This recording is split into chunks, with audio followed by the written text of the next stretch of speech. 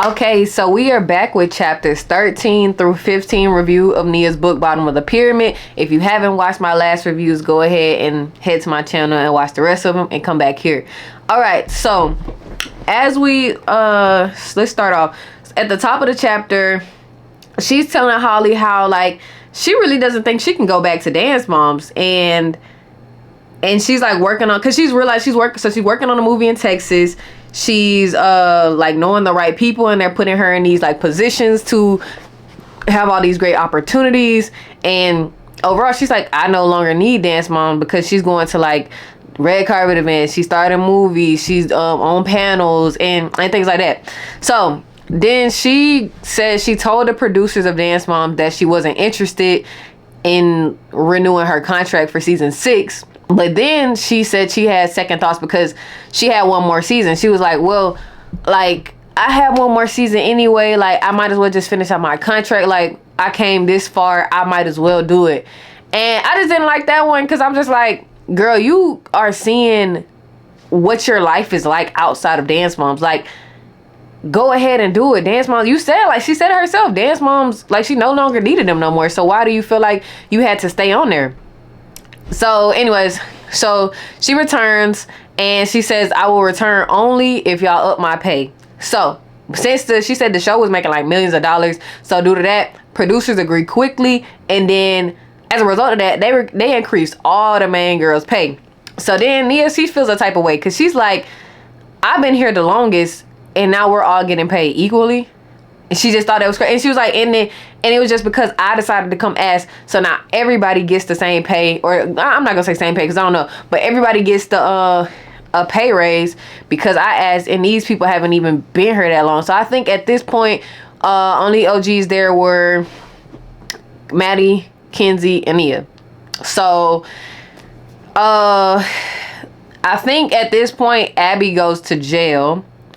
And then Lorianne Gibson takes over, and she's now like teaching them and all that. So she says, Lorianne, we will call her Gibson because I don't know if I'm saying her name right. So Miss Gibson asked, what do you feel like Abby held you back from? This is what she asks Nia.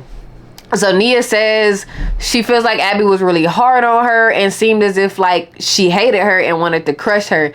And so then Miss Gibson goes on to say, like, well, like, how did that make you feel?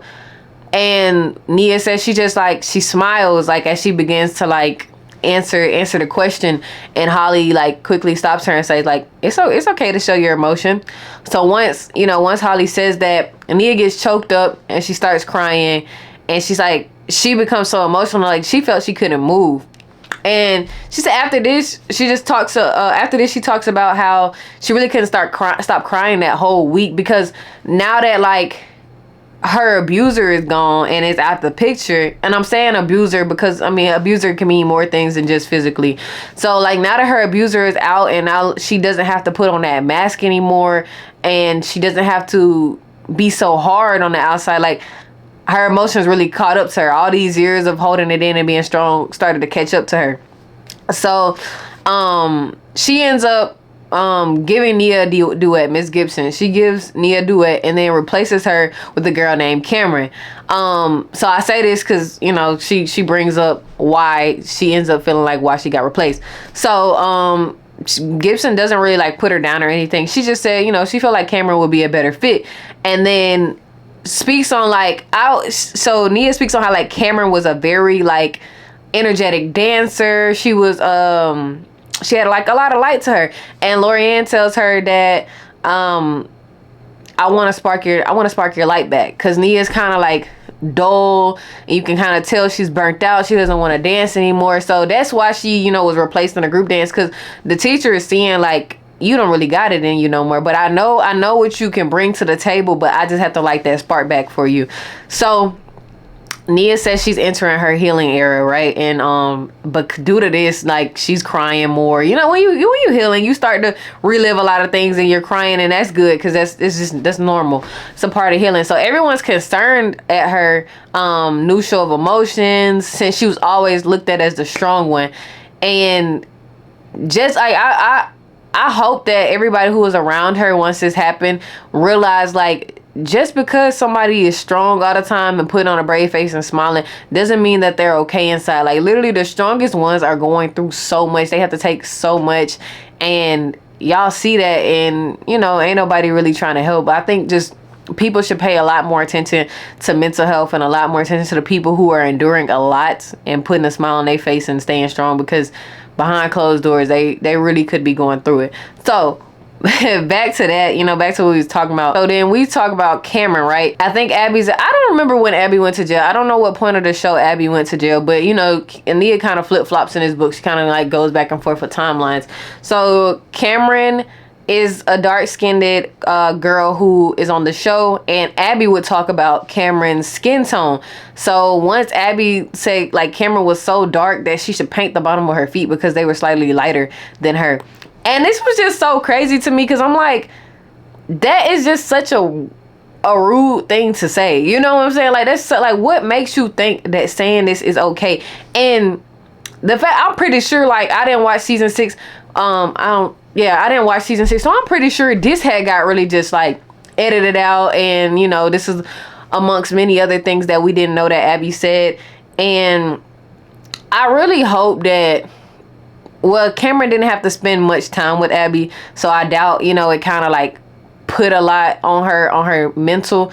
But I just really hope that really didn't tear her down as much, because it was obviously more comments. If she made a comment like that with ease, I'm pretty sure, you know, she made more comments, right? So then Nia talks about they perform like the help at a competition, and Nia and Cameron obviously are the ones who are the workers, and then like the other girls are like the rich high class people. So at the end of the dance, Nia's character rebels and left her position as the help, while Cameron stays as the help. Stays as a worker. So due to this, Pyramid comes, and Abby puts Nia at the bottom of the pyramid. And Abby says it's because she didn't like Nia's character rebelling, even though like that was the role that Abby assigned to her. So then that's when Abby starts praising Cameron for staying as the help. And I was just like, when reading this is like Abby is mentally insane. Like, you're telling me you told me to play this character, and then you gonna turn around and say, I didn't like that character. I didn't like the way you rebelled. Like, let me put you at the bottom of the pyramid. And so Nia even says like Abby has a way of like trying to make people know their place, right? Know their place.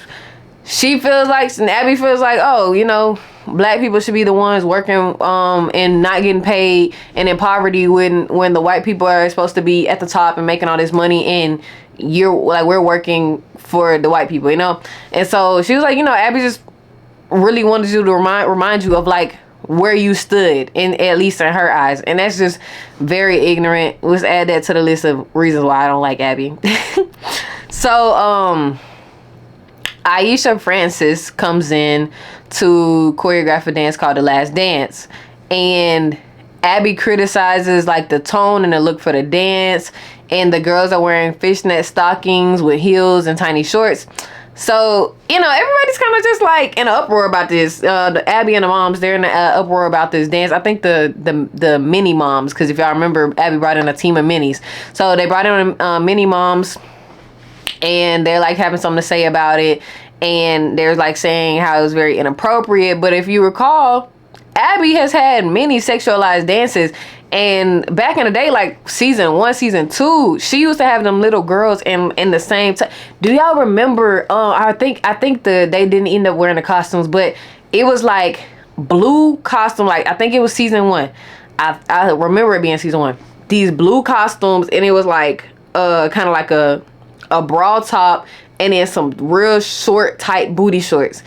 I feel like the moms had a problem with it, so I think they didn't do it. But do y'all remember? That's just an example of like Abby has been sexualizing these kids, and then it comes to like now you feel like they getting sexualized because they wearing fishnets and shorts, and they're way older now, right? They like teenagers at this point.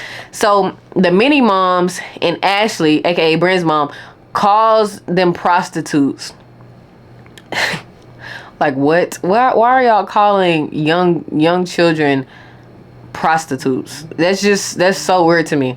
So then they're on to more positive stuff. Nia ends up getting a deal with Target, so she went out to headquarters because you know at this time Nia's doing a lot of content creation and she's getting exposed now. So while she's like not even a day of being gone, Holly gets a call from the mom saying they were walking out because Abby was putting all her focus into the minis, and they asked Holly was she with them, and Holly said heck yeah I'm with y'all, and she said they never stepped back, never stood foot back in ALDC again. So she feels like Abby, well, then I should say I feel like Abby was losing it because this is the time like her legal battles was really starting to kick off, and I think she felt like she had to grasp control because you know she's a control freak. So she probably felt like, all right, the big girls, they washed up, they old. Like now what I can do is, and I can try to make a prodigy out of these young girls. I can start over. I just really think she was having like an identity crisis and she was just losing her mind. And she felt like she needed, the only thing she can control is making these dancers into something good. So yeah, they never stepped foot in ALDC again, but they continue to be filmed as dancers through the season because you know it's obviously a difference between the ALDC contract and the Dance Moms contract. So Nia said her last solo was I Need No One, and I like the name of that solo because after all she's been put through, after how many times Abby then made it seem like she needs her, and she still comes out on top despite all the challenges that she was given. I like that for her. I didn't see that dance, so I'm gonna watch it after I finish this video. So she says she's relieved and she's emotional about the last episode filming, kind of like a bittersweet moment. And so the producers are alluding to like maybe another season. Like they're like, you know, like it could be another season. And Nia was like, nah, like y'all can make another season, but I'm done. I committed to my 7 seasons. I finished my contract. I'm done. So her solo along with the group won first place, and I think that was a good way to close out like the Dance Moms era. So she talks about like she closes this chapter all by talking how once the show's done she felt out of place because she realized like she has nowhere to dance anymore, and now she's kind of lost. Like I don't know where to go next. It was something that's used to take up majority of my time is now gone, and I have so much time left and I just don't know what to do. So now we go into chapter 14. She says she used to look forward to dancing, but she no longer had a healthy relationship with it. And no matter how well she became of a dancer, she would always be known as the girl at the bottom of the pyramid to the public. She felt people saw her as like a washed up dance competition ex-reality star, and Abby had kind of stained her reputation in kind of the like entertainment industry. So she speaks on how she's now too scared to step into foot into another dance studio because she didn't want to be filmed and humiliated in case she messed up. Because you know, as dancers, we always like mess up. Like it's never a dancer who is just perfect every time they dance. They're gonna get everything right. But she's just like, I get how she's feeling. It's like the show perceived me as a bad dancer, and if I get in here and I mess up or I'm having an off day, that's only just gonna prove their assumptions further. So she said she's still like to this day anxious about going to the studio due to that reason, and she felt like she had to be flawless, otherwise like she would be judged and everyone would just believe Abby. So the moms from last season come to Holly to start a tour called The Irreplaceables. So this would include Chloe, Kalani, and Kendall. And I remember hearing about this, but at this point I was so off Dance Moms that I really didn't even pay much attention to it. But she said it was like really all over the place. Management was looking at moms to coordinate everything while the moms looked towards the tour company to do it. So it wasn't like a really set in stone agreement. They never signed a contract because the lawyers because Nia's lawyers was raising too many questions. Like it just didn't really seem set in stone. And due to this, and also Nia's brother did not like the fact that they just got their mom back and now they're gonna be traveling again. So due to this, they back out. Kira, Kalani's mom, sends an email threatening to sue them. Like what? Like sue us? So obviously it goes through Nia's legal team. Kira has no legal grounds, and I'm assuming that's because, as she mentioned, they didn't sign a contract. All right, so cool. That's done. Kira, you tried it. I never really liked Kira. Did y'all ever like Kira? I never was fond of her. So she ends up losing a friend due to this, and Cameron, because she didn't tell her it was in the works. So Nia kind of explains like what you learn about the entertainment industry is just you never speak on things that are coming up until papers are signed. And since papers weren't signed, she didn't speak on it. So this put a strain on her relationship with all the other girls as well. I'm assuming this is because like she backed out of it, and so yeah, I really wouldn't understand why that would put a strain, because I think real friends should understand like why I wouldn't want to do certain things, and I don't really think none of them was her real friends. Y'all say Chloe and her are really good friends, but the rest of them I don't think they was her real friends.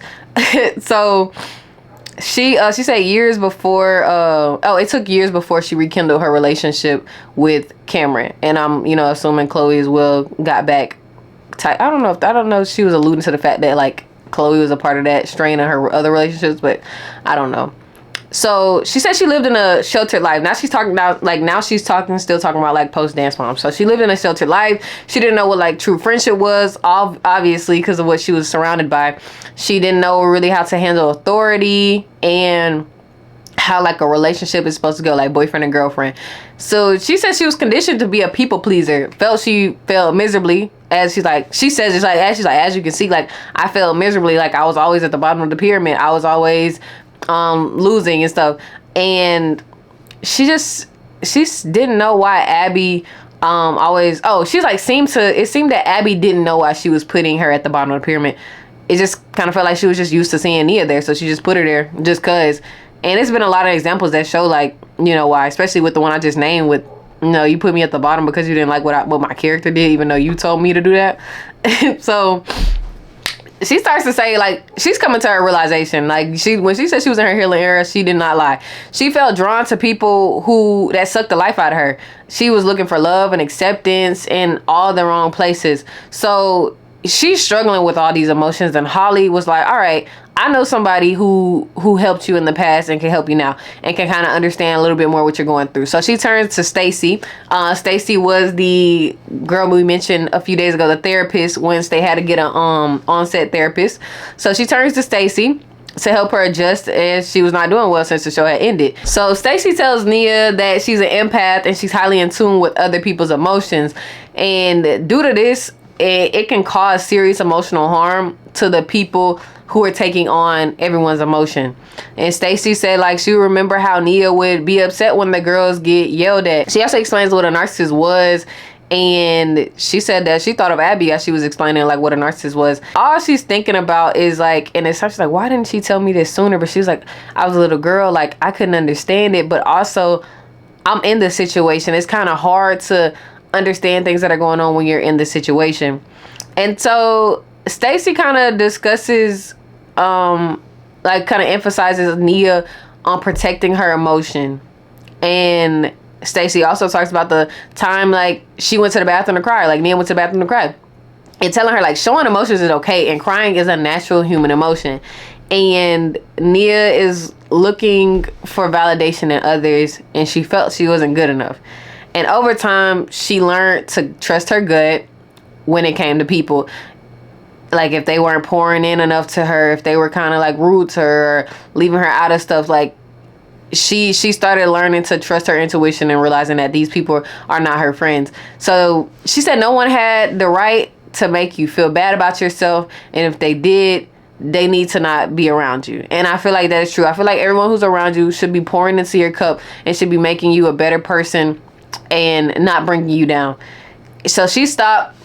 So she said she stopped texting and calling people that she felt this way towards. Why does my camera keep doing it? She stopped texting and calling people that she felt this way towards. She started setting boundaries, but they were hard since she was a people pleaser. She was too afraid to tell her side of the story, right? So this is like this book. She's talking about this book. She was afraid for a while to tell her side of the story because she was scared of how she would be perceived, and she was scared of like other people being mad at her. But she realized like in order to move on, I have to get comfortable with my story, the highs and the lows of my story. So she said she removed negative people from her life. And as she realized like people good for you will pour into you. As what I just said. So dance moms helped her realize like therapy is good. So now like we're at this point where she's not only just looking like dance moms was so bad. Like she's like, you know what? Dance moms was bad, but it helped me realize a lot of things about myself that I should have known. So yeah, she's like, she realized that therapy was good. And so she meets up with Chloe and Maud again for dinner. Those were the twins that she did the tap dancing with. The tap dancing video with. And so the twins asked her like, have you been taking classes? And Nia tells them like, no, I'm done dancing, and like felt like nobody would hire her anyway because like her reputation was tarnished. So she's kind of like just venting to them, and she's noticing how like how their faces are kind of like you know, kind of what is she talking about? And they let her finish talking, and then they like tell her like, all right, like we see that you're burnt out, but we want to relight your spark before it's all the way out. You know, I just stuttered so bad, but they want to relight her spark before it's all the way out. And she talks about how like the twins talk about how most people regret quitting dance. Like a lot of people in the moment may feel they don't want to do it anymore, but later down the line they regret just quitting. God dang. What's going on with me? But anyways, so she began to rethink her decision, and they set up a one-on-one private lesson for her, which helped her since, you know, she didn't have to have that fear of like people recording her. And she was afraid. She's like, even in these private sessions, she was afraid to let loose, and she felt like she lost her pizzazz. And she's still to this day afraid of posting dancing videos, and she just enjoys keeping it to herself. And she's thankful for the twins for bringing her out, which I'm glad that she's able to still love dance within this, you know, like to herself. Like she now has dance to herself, and she can enjoy it instead of being like criticized by everybody else. So chapter 15, you know, she began consecration for fun. So due to this consecration, it opens a lot of doors. She was invited by Musical.ly, now TikTok, invited by Musical.ly to be a social media correspondent for the 2018 Winter Olympics in South Korea. So when she was saying all this, right, I was like, oh my gosh, like, do I live under a rock? Like, that's crazy. I didn't know nothing, like everything she about to name. I didn't know that she had any of this going on. And no, don't sit here and think that that's just because I wasn't paying attention to her. To be quite honest, I don't know what none of them got going on. Because I didn't really keep up with them. Once I got to a point I was done with the show, I was kind of done. I wanted to be done with everything with that show. Now Maddie, I knew that she was in the that movie To All the Boys I Love. That was only because I was watching a movie and I was like, what the heck? But yeah, back to the point. So then she gets invited to the tourism board in Australia to promote Just Dance Live. And so she's talking about how this is like consecration is really opening many doors and opportunities for her. And so due to this, she's like, she does high school online, and she comes to the decision like she wanted to move to LA for more opportunities. Mind you, she's 16, right?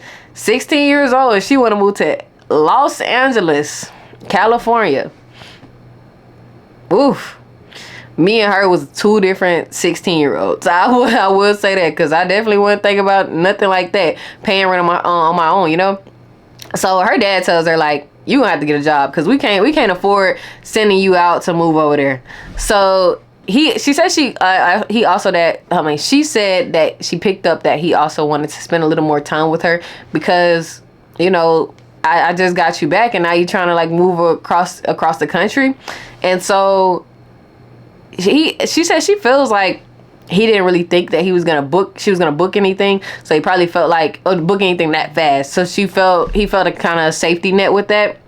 But you know, Nia a grinder, so him saying that only turned her up. She began thinking how to execute her plan, how to get to California, right? And indeed she did. She signed with Talent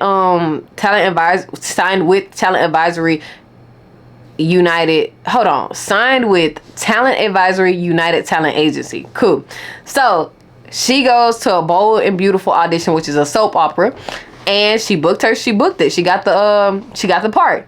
So she was only supposed to be the guest. It was only supposed to be a guest appearance, but then she turned into a series regular, and she's now living in LA at 16, like she wanted to. Mind you, this happened from the conversation with her dad to her moving. This happened within a month. So her mom, Holly, moved with her since she was a minor, and California has very strict minor laws, and she wasn't emancipated.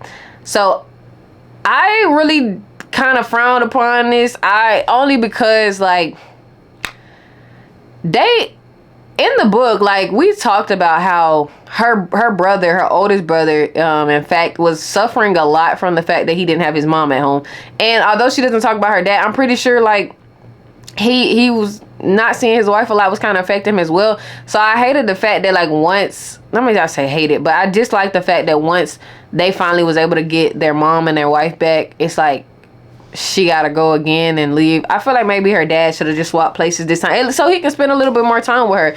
So she was taught many things in like on set with the soap opera. Like she was taught like the soap opera, like look off, stare off in the blank stare.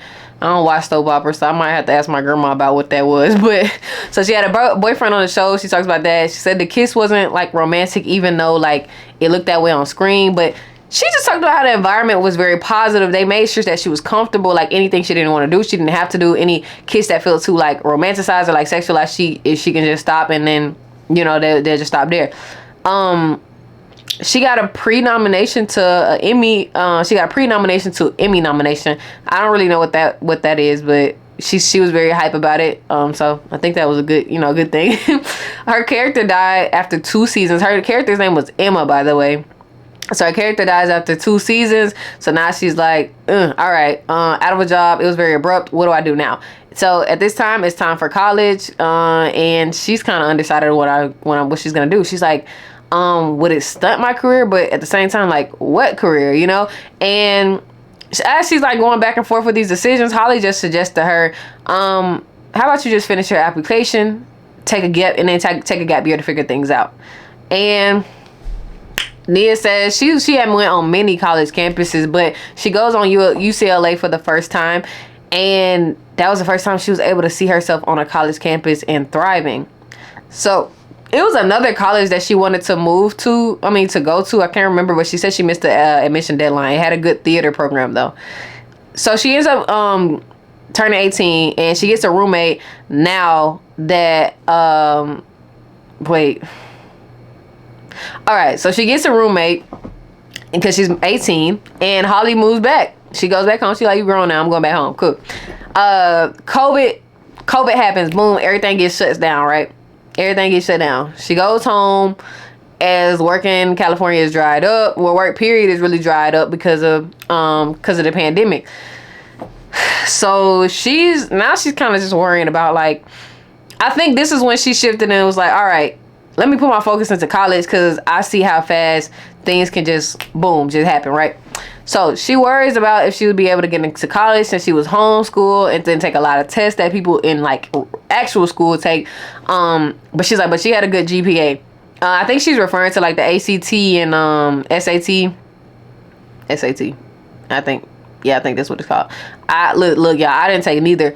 Due to the pandemic, I took the ACT, but the other one with the S, I didn't take because due to the pandemic, y'all know that college no longer required you to have to take those anymore. But yeah, so COVID happening forced them to slow down, and they were able to enjoy time together as a family.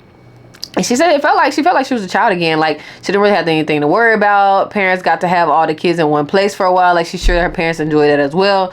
So as they're eating dinner at the table, status of college comes up, and Holly's like, like everybody's been getting, their college acceptance. Everybody posting it. Like, have you heard anything back from UCLA? I know you submitted your application.